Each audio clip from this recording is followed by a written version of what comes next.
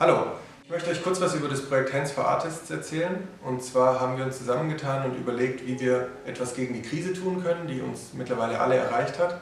Es gibt offensichtliche Dinge, wie die Infektionskette zu unterbrechen, aber es gibt vielleicht auch noch weitere Dinge, um unsere Gesellschaft zu schützen und wirtschaftlich und ökonomisch auch wieder gut aus der Krise herauszugehen.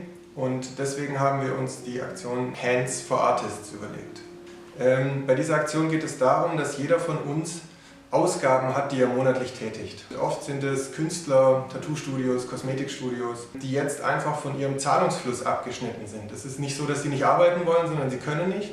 Und damit gerät bei ihnen hintenrum alles ins Straucheln. Es ist aber auch so, dass es Menschen gibt, die jetzt von dieser Krise nicht so existenziell betroffen sind, die ihren Lohn weiterbekommen, die weiterarbeiten können oder die vielleicht auch ein bisschen Reserven haben. Und an alle die geht der Aufruf, diese Dienstleistungen und Konsumsachen, die sie in ihrem Umfeld in den nächsten Tagen geplant hatten, bei ihrem Tattoo-Studio, bei ihrem Gastronomen und so weiter, die einfach trotzdem auszuführen und hier einfach einen kleinen, unaufgeforderten Kredit zu geben, in Form von einem Gutschein und diesen Gutschein nach der Krise einzulösen. Es geht einfach darum, den Zahlungsfluss nicht abreißen zu lassen, und das wollen wir mit dieser Aktion erreichen.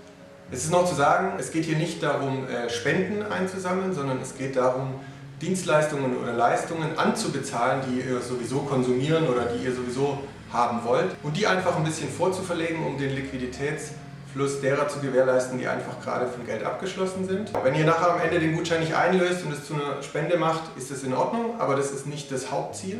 Toll wäre natürlich, wenn es viele machen würden, und dann wäre es natürlich so, dass ihr euch auch Zeit lassen solltet, wenn ihr die Gutscheine einlöst. Das heißt, da muss man auch ein bisschen Geduld mitbringen und das dann mit demjenigen abstimmen, sodass der das halt dann über die nächsten 1-2 Jahre oder wie auch immer einplanen kann, und dann ist damit wirklich allen geholfen. Passt auf euch auf, bleibt gesund.